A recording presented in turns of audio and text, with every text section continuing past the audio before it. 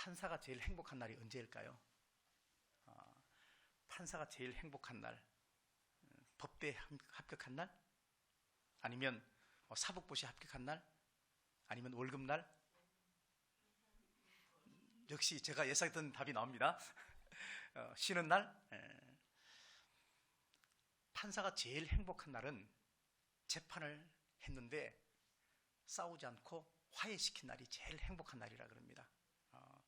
원래 판사의 주 목적은 뭐냐면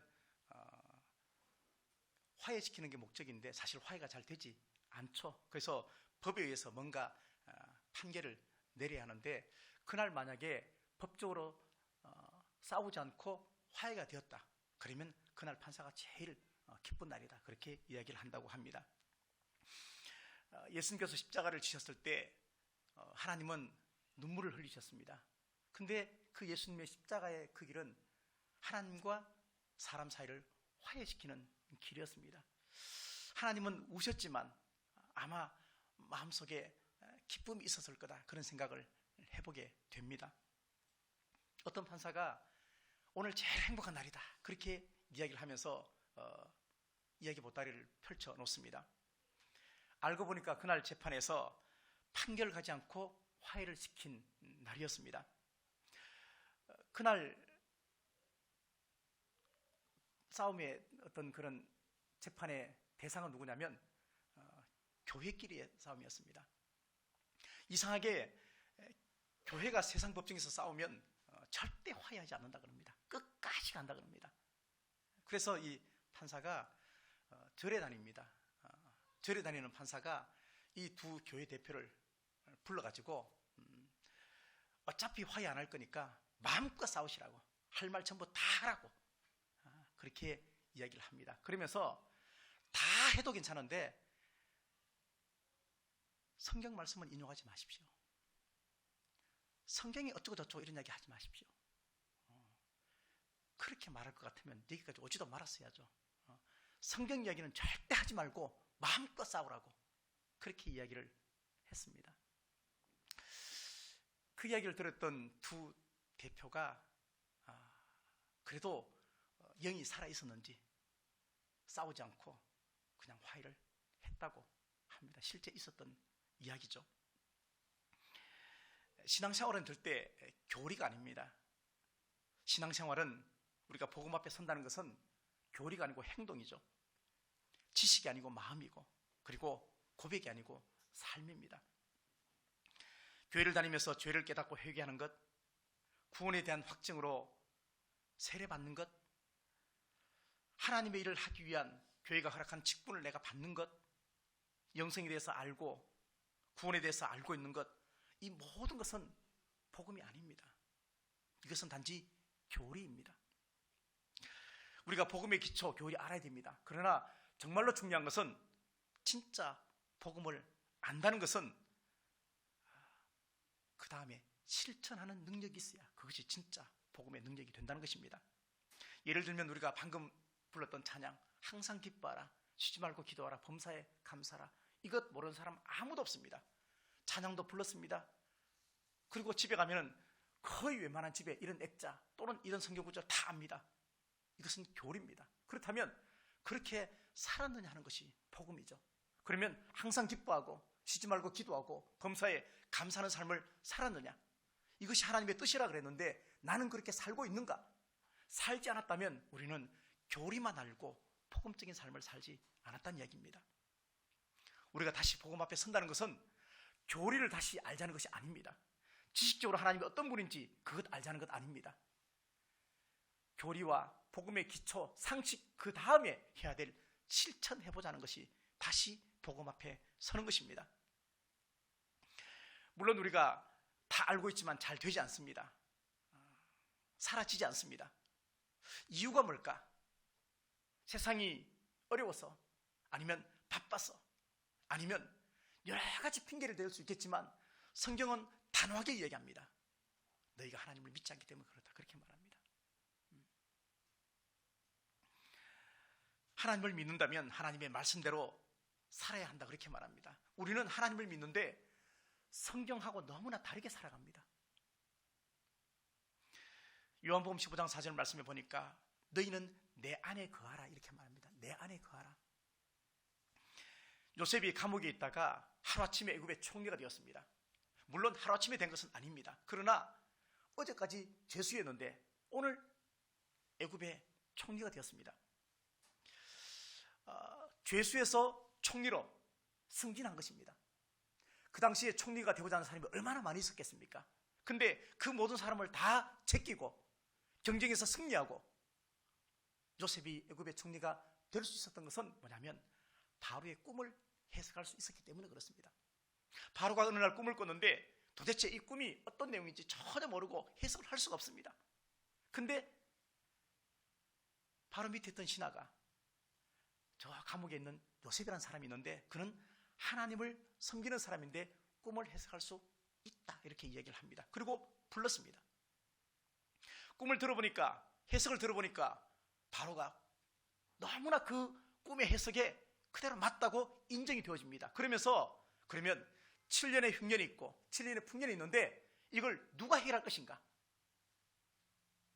요셉 너가 해결해라. 그러면서 요셉에게 애굽의 총리 자리를 주는 것입니다. 이것은 뭐냐면 누군가의 마음을 안다는 것은 하루아침에 되는 것이 아닙니다. 우리가 하나님의 마음을 안다는 것은 하루아침에 되는 것이 아닙니다. 복음 앞에 선다는 것은 우리가 하나님 안에 거한다는 것은 하나님의 뜻과 마음을 간파한다는 이야기입니다. 그러려면 우리가 하나님 안에 있어야 되고 하나님과 더 친밀해야 되고 하나님과 더 가까이 있어야 하나님의 뜻을 마음을 알 수 있습니다. 근데 요셉은 늘 하나님과 함께 동행했습니다. 그러니까 꿈을 금방 해석할 수 있었습니다. 그 꿈이 하나님이 허락하신 꿈인 것을 알았습니다. 그러니까 당연히 바로는 이 요셉에게 총리 자리를 줄 수밖에 없었습니다.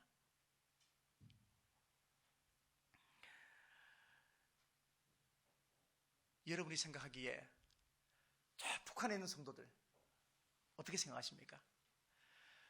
우리가 생각하면 북한에 있는 성도들 참 불쌍하죠. 복음의 자유도 없고 그리고 마음껏 교회 갈 수도 없고 우리 남한같이 어떤 교회를 가도 주일만큼은 교회 문이 활짝 열려 있고 예배를 드려도 아니 어떤 내 형편과 처지에 상관없이 교회가 받아주는 날이 또 주일이기도 합니다. 근데 북한은 그렇지 않습니다. 당연히 우리가 불쌍하게 생각을 할 수도 있습니다. 근데 하나님이 보실 때는요 북한과 남한 성도들 똑같습니다. 아니 어쩌면 북한 성도가 더 의로운지도 모릅니다. 북한에서 하나님을 믿고 예수님을 믿고 교회를 다니려면 적어도 고난을 감수해야 되고 만약에 자칫 잘못 믿으면 생명을 잃을 수도 있습니다. 근데 남한에서 예수 믿는 것은 어떻습니까?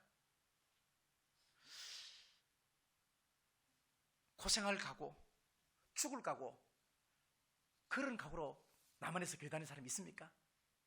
잘 없습니다. 잘 살고 부자 되고 돈 많이 벌고 자녀가 잘 되고 이런 것만 기대합니다. 이런 것을 봤을 때 하나님께서 과연 어떻게 보실까? 북한의 성도하고 남한 성도하고 아마 어쩌면 남한 성도가 더 불쌍할지도 모릅니다. 복음 앞에 서야 이런 분별력도 가지게 되는 것입니다. 그렇다면 우리에게 정말로 진짜 문제가 뭘까? 우리에게 정말로 문제가 뭘까?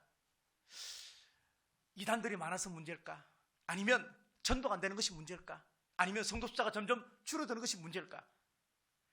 우리의 문제는 삶으로 살아내는 크리스찬이 부족하다는 얘기입니다. 그런 사람이 많지 않다는 얘기입니다. 그렇게 살고 그렇게 믿음으로 고백하면서 사는 사람이 많지 않기 때문에 사람도 많지 않고 또 우리의 신앙이 가장 기준인 하나님의 말씀에 대해서 깊이 있는 지식이 부족하다는 얘기입니다. 한번 물어보겠습니다. 여러분은 신앙생활이 행복하십니까? 여러분의 신앙생활이 정말 행복하십니까? 죄와 죽음의 문제에서 우리가 다 해결함 받았고 주님과 동행하고 내 안에 주님이 계시는데 이런 것이 정말로 성경에 그대로 약속되어 있는데 이걸 다 알면서도 우리가 행복한 마음이 없다. 교회 다니면서 즐겁지 않다. 이것은 넌센스죠. 넌센스죠. 교회가 당연히 천국이 되어야 되고 자녀에게도 내가 예수 믿는 것이 정말로 행복하다고 당당히 말할 수 있어야 되고 그게 맞는데 우리는 그렇게 잘 살지 못한다는 이야기입니다. 어떤 목사님이 걱정이 태산입니다. 뭐냐면 왜 그러냐면 조금 있다가 어떤 성도하고 상담을 해야 되는데 그 상담하는 성도가 투시의 은사를 가진 분이에요. 이분이 은사를 받았다고 하는데 교회 안에 조금 문제가 되어서 성도들로 통해서 뭔가 좀 상담을 해야 되겠다 하는 이야기가 들어와서 상담을 해야 하는데 목사님 마음속에 떨리는 거예요. 그래서 그냥 뭐 1대1로 이렇게 상담을 하면 괜찮은데 이게 조금 이슈화 됐기 때문에 당회원들도 와 있고 여러 성도들이 와 있는데 만약에 그분 입에서 목사님 저 다 보이는데요? 이러면 어떻게 될 거야? 그래서 그런 마음이 마음속에 들어서 목사님 마음이 불편한 것입니다. 근데 가만히 생각해 보시기 바랍니다. 우리가 예수님을 믿는 그 순간에 예수님을 구주로 고백하는 그 순간에 내 안에 예수님이 들어와 계십니다. 그렇죠. 성령께서 내 안에 들어와 계십니다. 그러면 내 안에 들어와 있는 예수님과 또 성령 하나님의 인도함 가운데 우리가 살고 있는 우리가 잠깐 뭐가 보인다 하는 그 사람이 더 두렵겠습니까? 아니면 하나님이 더 예수님이 더 두려워져야 될까요? 진짜 무서워해야 할 것은 잠깐 뭐가 보이는 그 사람이 아니고 우리가 정말로 두려워해야 될 대상은 예수고 그리고 하나님이라는 얘기입니다. 내 안에 주님이 계시고 성령께서 내 안에 계시다 하는 것을 아는 것은 교리입니다. 근데 복음은 뭐냐면 주님과 함께 동거하는 것입니다. 주님과 함께 동행하는 것입니다. 믿음으로 살아내는 것입니다. 우리는 교리와 암과 삶의 간격이 너무 넓습니다. 근데 중요한 것은 안다고 구원받는 것이 아니란 얘기죠. 교리만 믿는다고 구원받는 것이 아니란 얘기죠. 복음을 믿어야 구원받고 삶으로 살아내야 구원받습니다. 예를 들면 부모님의 사랑입니다. 부모님의 사랑을 우리가 어떻게 말로도 할 수가 있겠습니까? 부모가 되면 그때서야 조금 압니다. 만약에 부모님이 돌아가시고 안 계시면 더 절실하게 느끼게 될 것입니다. 부모님의 사랑을 하나님의 사랑과 비교하는데 반대할 사람은 아무도 없습니다. 근데 부모님의 그 사랑하고 부모님이 걱정하고 염려하는 것하고 그게 같지 않습니다. 다시 말하면 부모님이 자식을 위해서 염려하고 걱정하는 것이 사랑이 아닙니다. 근데 우리는 그게 사랑이라고 착각합니다. 자식을 사랑하는 것, 자식을 위해서 걱정하는 것, 그것이 같지 않다는 얘기입니다. 만약에 자식을 걱정하고 염려하는 것이 그것이 정말로 자식을 사랑하는 것이라면 성경에 염려하지 마라, 걱정하지 마라 이야기를 왜 했을까요? 그게 정말로 자식을 사랑하는 것이라면, 염려하는 것으로 문제가 해결다 된다면, 교리만 가지고 다 해결된다면 우리한테 뭐라고 말했겠습니까? 너희는 많이 염려하고 많이 걱정하고 많이 근심해라.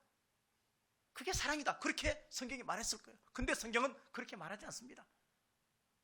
성경은 아무것도 염려하지 말고 오직 모든 일에 기도와 간구로 너희 구할 것을 하나님께 감사함으로 아뢰라. 그렇게 말씀을 합니다. 성경은 말합니다. 너희 마음에 근심하지 말라. 하나님을 믿으니 또 나를 믿으라. 그렇게 말합니다. 내가 곧 길이요 진리요 생명이라. 그렇게 이야기를 합니다. 근심하고 걱정해 주는 것이 나쁘진 않겠지만 그것이 곧 사랑은 아니란 얘기입니다. 예를 들면 주일날 이제 목사님을 봤어요. 목사님 저기 얼굴빛이 별로 안 좋으시네요. 혹시 어디 편찮으세요? 그것 관심이고 사랑이죠. 어디 몸이 아프신 것 같아요. 목사님 어디 몸이 좀 불편하세요? 그러면 관심이고 사랑이죠. 근데 나는 건강한데 내가 어디 아픈가? 괜히 걱정이 되는 거예요. 그죠? 괜히 걱정되는 거예요. 몸이 아픈 자녀에게 너 제발 좀 안 아팠으면 좋겠어. 안 아팠으면 좋겠어. 너 아프면 안 되는데 걱정하고 염려해 줍니다. 근데 그러면 자녀가 알겠습니다. 제가 이제 아프지 않겠습니다. 그래요. 제가 건강하겠습니다. 그렇게 말한다고 그게 건강해집니까? 문제는 뭐냐면 그렇게 말을 하면 오히려 그게 더 스트레스가 되는 거예요. 야, 너 살쪄서 어떡할래? 먹지 마. 그렇게 말하는 것 염려와 사랑이죠. 근데 그렇게 말하면 그 얘기 듣고 더 스트레스 받아갖고 더 많이 먹는 거예요. 야, 너 언제 시집 갈래? 언제 장가 갈래? 그렇게 말하면 알겠습니다. 내일 제가 여자 한 명을 데리고 오겠습니다. 그렇게 와서 데리고 오는 사람도 없고 그렇게 딱 데리고 왔을 때 잘했다. 내일 결혼해라. 결혼 허락한 사람도 아무도 없습니다. 염려하고 걱정하는 것이 결코 사랑하고는 같지 않습니다. 염려하고 걱정하는 것을 따지면 교리고 정말로 사랑해 주는 것은 복음입니다. 그러면 진짜 사랑이 뭐냐? 기도해 주는 것입니다. 내가 염려하고 걱정해 주는 것, 그게 잔소리같이 나한테 스트레스가 되면 오히려 그것이 문제를 더 악화시킵니다. 그게 문제 해결해 주지 않습니다. 오히려 꿀먹은 벌이처럼 오히려 기도하고 더 내가 복음의 본질로 나아가는 것이, 진짜 내가 자녀를 사랑하는 것이 무엇인지 한 번쯤 재해석해 보는 것이 중요합니다. 올라갈 때는 볼 수 없었지만 내려올 때 보이는 것이 있습니다. 성공할 때는 몰랐지만 실패하고 난 뒤에 보여지는 것이 있습니다. 가졌을 때는 잘 안 보이는데 잃고 나니까 보여지는 것이 있습니다.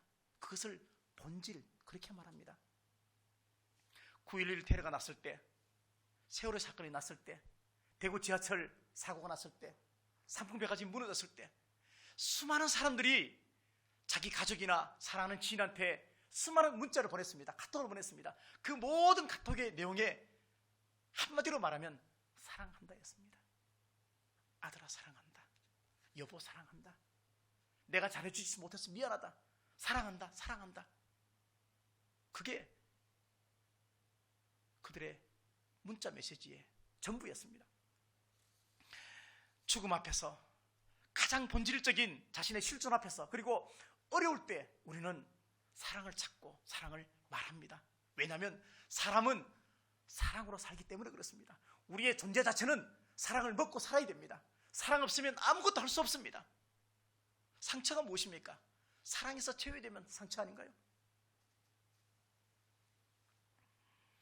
우리는 너무 바쁘게 살고 너무 먹고 사는 문제 때문에 중요한 것을 놓치고 삽니다. 사랑 없이 사는 것을 다른 말로 얘기하면 물고기가 물을 떠난 것입니다.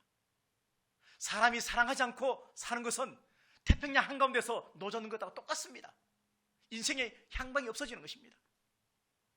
하나님을 믿으면서 진실을 잃어버리면 전부를 다 잃는 것입니다. 하나님을 믿는 사람에게 진실과 진리는 예수 그리스도고 그리고 하나님의 말씀입니다. 열심히 교회 좀 다녀봅시다. 제발 열심히 좀 하자. 그렇게 이야기를 하니까 옛날에 열심히 했는데 이제 다 식었어요. 이렇게 이야기하시는 분들이 꽤나 있습니다. 옛날에 열심히 했는데 지금은 다 식었어요. 그냥 교회만 다니죠 뭐. 이거 거꾸로 된 거 아닙니까? 하나님을 믿으면 믿을수록 우리의 인생에 남은 시간이 점점 작아질수록 하나님을 더 열심히 믿어야 되는 거 아닙니까? 이게 바뀌어져야 되는 것 아닙니까? 날이 가면 갈수록, 시간이 흐르면 흐를수록, 내 한계를 경험하면 할수록 내가 점점 늙어지고 병들수록 신앙과 믿음이, 예수님이 전부가 되어야 되지 않겠습니까? 세상과 하나님을 우리가 양다리 걸치면서 그렇게 사는 것이 결코 잘 사는 것이 아닙니다. 예수님 한 분이면 충분하고 예수님에게 정말로 홀랑 미쳐야 되고, 오늘과 같은 세상에서 우리가 전해야 되고 선포해야 되고 내 가슴에 품어야 될 한 존재는 예수 그리스도밖에 없습니다. 하나님 말씀밖에 없습니다. 마르틴 루터가 종교개혁을 했을 때 내세웠던 표가 있습니다. 그것이 오늘 설교 제목입니다. 아드 폰테스라고 합니다. 본질로 돌아가자. 본질로, 다시 근원으로 돌아가자 하는 이야기입니다. 많은 본질이 있겠지만 하나님의 말씀에서 이야기하는 또는 성경에서 이야기하는 그리고 교회를 다니는 사람의 원초적인 본질은 뭐냐면 말씀입니다. 다시 말씀으로 돌아가자는 얘기입니다. 우리는 하나님의 말씀을 무엇보다 진지하게 받아들여야 됩니다. 말씀을 무겁게 여기고 그리스도와 함께 죽고 사는 일을 일상생활 속에서 반복해서 살아야 됩니다. 성경을 읽는 사람이 예수님을 닮아갑니다. 성경을 읽지 않은 사람이 예수님을 닮아가는 것은 쉽지 않습니다. 오늘 본문이 주는 메시지는 하나님의 말씀만이 사람을 온전하게 할 수 있다는 것입니다. 하나님의 말씀만이 우리를 온전하게 할 수 있다. 우리가 아무리 잘 섬겨도 우리는 그 사람을 변화시킬 수 없습니다. 하나님의 말씀이 그의 가슴에 부딪혀 와야 됩니다. 우리가 기도하는 것은 나의 섬김을 통해서, 우리의 섬김을 통해서, 우리의 용서를 통해서 그가 하나님을 말씀을 만나도록 해주는 겁니다. 예수님을 만나도록 해주는 것입니다. 하나님의 말씀만이 선한 일을 할 수 있는 능력을 공급해 준다는 얘기입니다. 하나님의 말씀은 낯선 초행기인 우리 인생에 등과 빛이 됩니다. 그래서 시편 119편 105절에서 주의 말씀은 내 발의 등이요 내 길의 빛이다, 그렇게 이야기를 합니다. 우리가 잘 아는 어거스틴, 정말로 방탕했죠. 근데 그를 위대한 신학자로 만든 것도, 절도범이었던 조지 뮬러, 그를 고아의 아버지로 만든 것도, 가난하고 절대 못 배웠던 무디를 위대한 부흥사로 만든 것도, 루터가 종교개혁을 한 것도 모두가 다 하나님의 말씀입니다. 하나님 말씀입니다. 교회를 다니는 것이 복음적인 삶이 아닙니다. 예수님과 동행하면서 말씀에 내가 순종하면서 살아가는 것이 진짜 복음적인 삶입니다.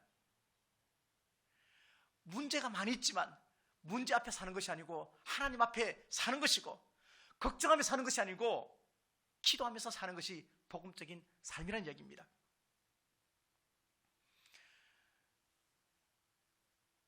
자녀 교육 어떻게 시켜야 될까? 우리가 걱정을 참 많이 합니다. 내가 앞으로 어떻게 살아야 할 것인가?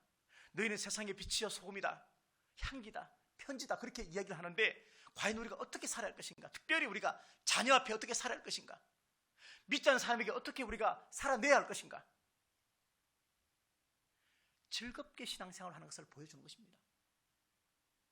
내가 신앙생활을 정말로 행복하게 한다는 것을 보여주는 것입니다.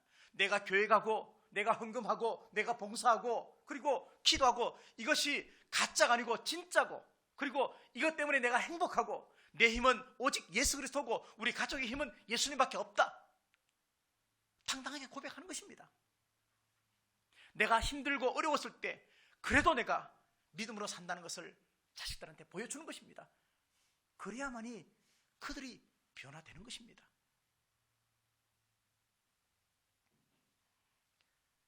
C.S. 루이스는 그가 쓴 책에서 천국에 가면은 문지기가 있는데 그 문지기가 딱 한마디만 물어본대요. 성경에 없는 이야기지만 책에 있는 얘기. 한마디 물어보는데 이걸 물어본대요. 당신은 예수님을 알고 난 뒤에 참을 수 없는 기쁨이 있습니까? 예수님을 인격적으로 만난 이후에, 예수님을 소개받고 난 이후에 정말로 견딜 수 없는 뜨거운 기쁨이 있습니까? 그것만 물어본대요. 있습니다. 그러면 당신은 천국이요. 우물쭈물 하면은 죄송합니다, 잘못 오셨습니다.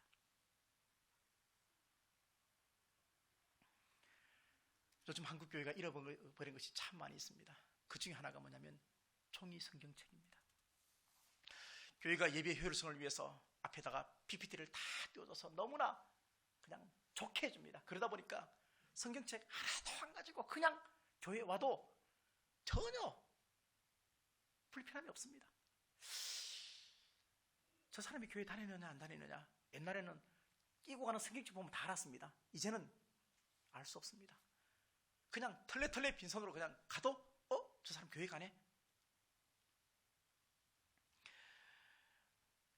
예배 시간에 성경책을 한 번도 찾지 않아도 그냥 상관없습니다. 그냥 예배는 자연스럽게 흘러갑니다. 교회에서도 보지 않는 성경책 집에서 볼까? 옛날에 우리 신앙 선배님들께서 많은 소중한 영적 자산을 우리에게 남겨줬는데 그 중에 하나가 바로 이것입니다. 성경책을 너무나 귀하게 여겼다는 것입니다. 성경책은 아무나 가지고 있지 않았습니다. 특별히 생일날, 하여튼 뭔가 특별한 날 교회에서는 무조건 선물을 뭐 줬습니까? 성경책을 줬습니다. 그만큼 귀했습니다. 근데 이제는 성경책이 널브러져 있습니다. 그래도 아무도 관심이 없습니다. 그 하나님의 말씀이 나를 살렸고 그 말씀이 예수 그리스도라고 다 교리적으로 알고 있는데 우리의 삶에서는 말씀대로 살아내지도 못하고 그 성경책조차도, 종이 성경책 그조차도 우리가 귀하게 여기지 않습니다. 힘들고 어려웠을 때, 고난이 왔을 때 어떻게 이 어려움을 이겼습니까? 라고 물어봤을 때 어떤 장로님이 그렇게 고백했습니다. 말씀 읽어도 잘 이해 안 돼요. 잘 몰라요. 근데 목사님 말씀에 순종해서 읽었더니만도 내 어려움이 다 지나갔네요. 그렇게 고백하는 장모님의 고백을 들어보았습니다. 링컨이 읽었던 성경책은 워싱턴에 잘 보관되어 있습니다. 박물관에. 근데 그가 얼마나 성경책을 읽었던지 성경책이 손때가 묻어 있습니다. 손때가. 요즘 우리 성경책은 너무 깨끗합니다. 자, 이 성경책 한번 볼까요? 그렇다고 뭐 이렇게 묻히지는 마시고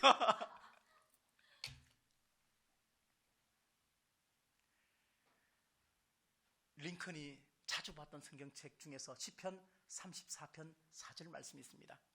내가 여호와께 구하매 내게 응답하시고 내 모든 두려움에서 나를 건지셨도다. 링컨이 남북전쟁을 하면서 너무나 하나님의 이름을 가지고 싸우는 거예요. 하나님의 십자가를 놓고 싸우는 거예요 지금. 근데 영적 두려움이 막 왔을 때 시편 34편 4절 말씀을 늘 묵상하면서 읽었다고 합니다. 성 프란시스가 하루는 마을로 전도를 나갔습니다. 전도를 나가면서 제자들을 다 데리고 이렇게 나가는데 마을 동네를 쭉 다니면서 아무한테도 예수 믿으라는 얘기를 하지 않는 겁니다. 그래서 제자들이 아니 전도하러 왔으면 예수 믿으시라고 말을 해야 되는데 아무도 말하지 않으니까 조금 이상했습니다. 그래서 다 마치고 이제 동네 바퀴 다 돌고 이제 공동체에 와가지고 아니 스승님 우리 전도하러 나간 거 맞지 않습니까? 전도하러 나갔지. 근데 왜 예수 믿으라고 한마디도 말씀하지 않습니까? 우리 전도하고 온 거야. 그렇게 얘기하는 겁니다. 아니 전도하러 갔으면 예수 믿으라고 말해야 전도하는 것이지 어떻게 말 한마디도 안 하고 전도했다고 이야기하십니까? 그렇게 이야기하자 비수처럼 일침을 놓습니다.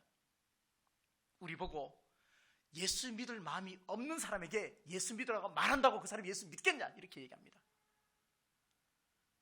말로 전도하지 말라 전도하라 이런 이야기가 아닙니다. 너희의 착한 행실로 하나님 앞에 영광을 돌리라. 우리 보고 저와 여러분을 보고 예수 믿는 것이 참 저렇게 좋구나 그런 마음이 들도록 살아야 한다는 얘기입니다. 예수 믿으니까 사람이 저렇게 바뀌는구나. 야 너희 교회 참 부럽다. 네가 참 부럽다. 너는 정말 교회 다닐만 하다. 이런 마음이 들어야 전도가 되어진다는 이야기입니다. 우리는 복음 앞에 다시 서야만 합니다. 그렇지 않으면 우리 인생은 여지없이 무너지고 반드시 후에 눈물을 흘리게 될 것입니다. 물론 다시 복음 앞에 선다는 것이 내 힘만 가지고 되는 것은 아닙니다. 늘 말씀에 순종하려고 사도 바울이 내 몸을 말씀으로 쳐서 복종시킨다 그렇게 말했습니다. 말씀으로 나를 쳐서 계속해서 내 자아가 죽는 것입니다. 근데 내가 죽는 것은 죽는 것이 목적이 아닙니다. 내가 죽고 대신 예수님이 살아나는 것입니다. 예수님 살리는 게 더 목적입니다. 그게 진짜 복음 앞에 서는 것입니다.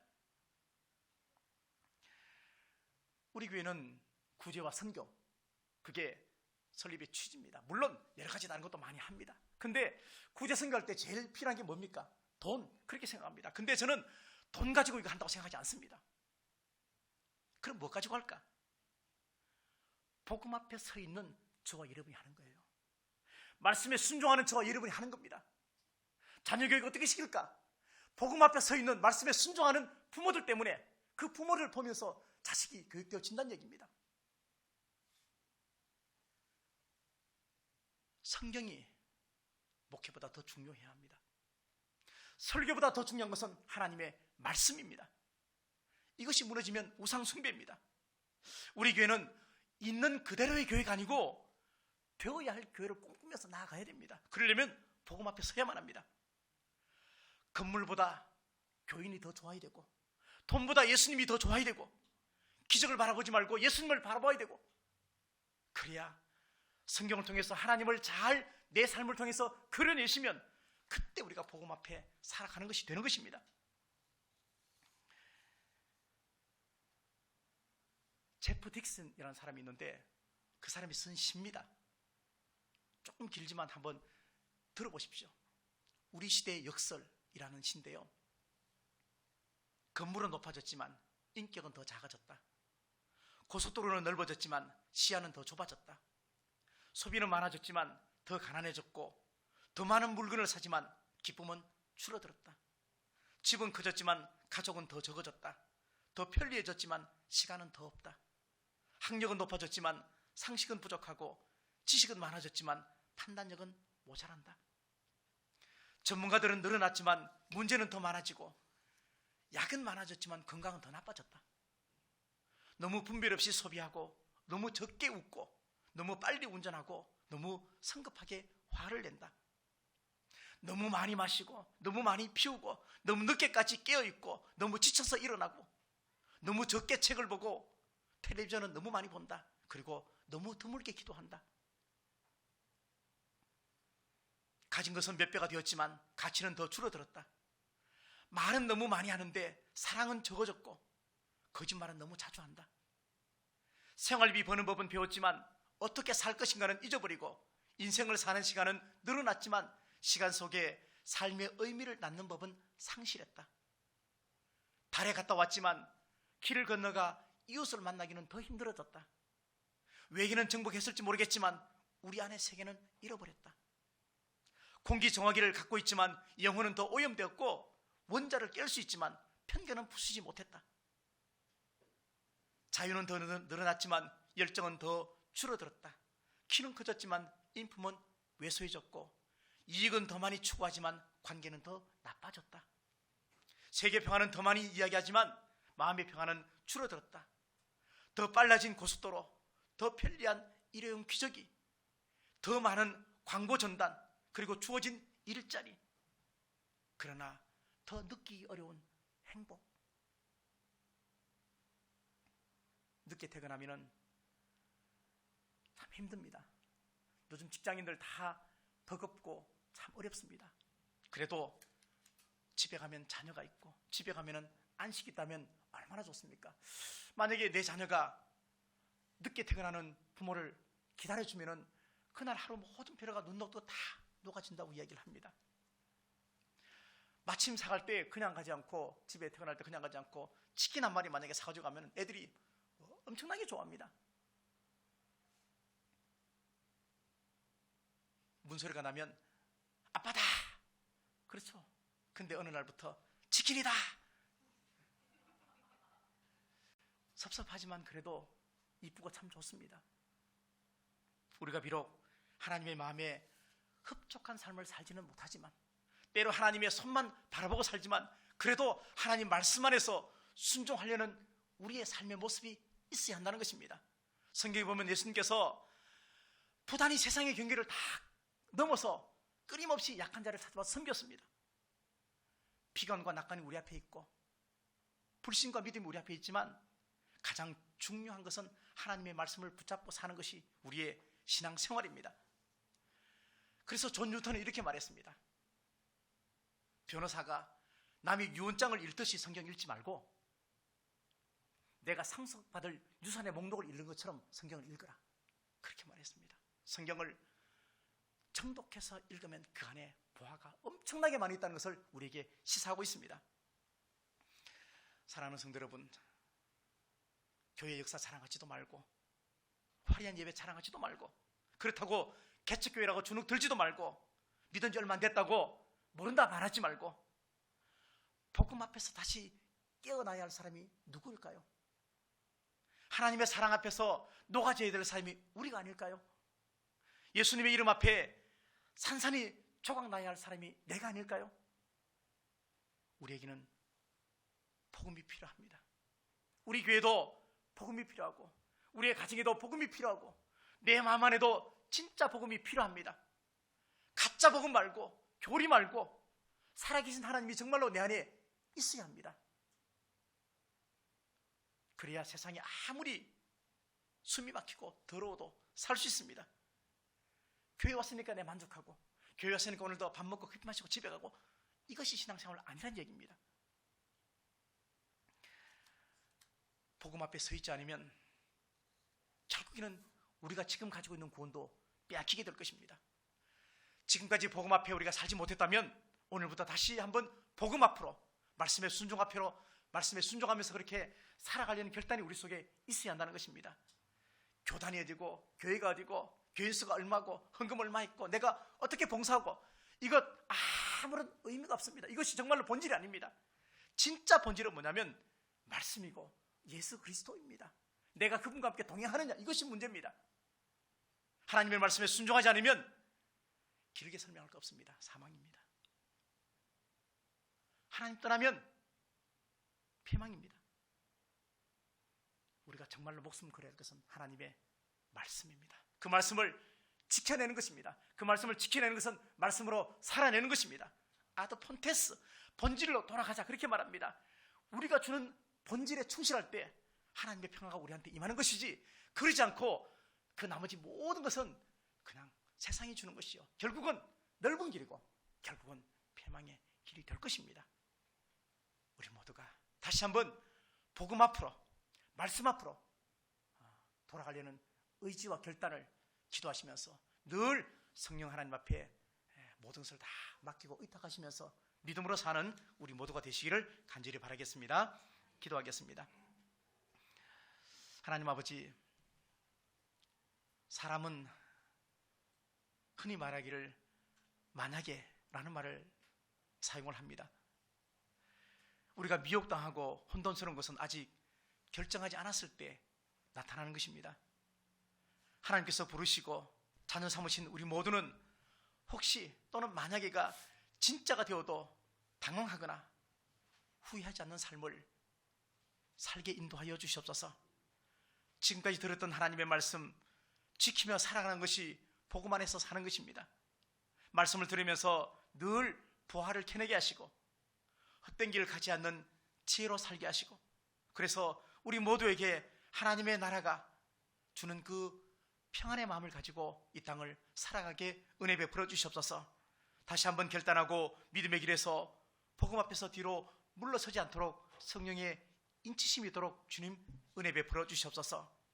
죽음에서 직접 부활하신 그 예수님의 말씀에 순종하며 살아갈 수 있게 도와주시옵시고 그래서 우리 모두가 다시 한번 첫사랑으로 다시 한번 복음 안으로 다시 한번 그리스도의 날개 안으로 들어가는 그래서 주님께서 기뻐하시는 삶을 살아가는 우리 모든 성도들 다 되게 은혜 베풀어 주시옵소서.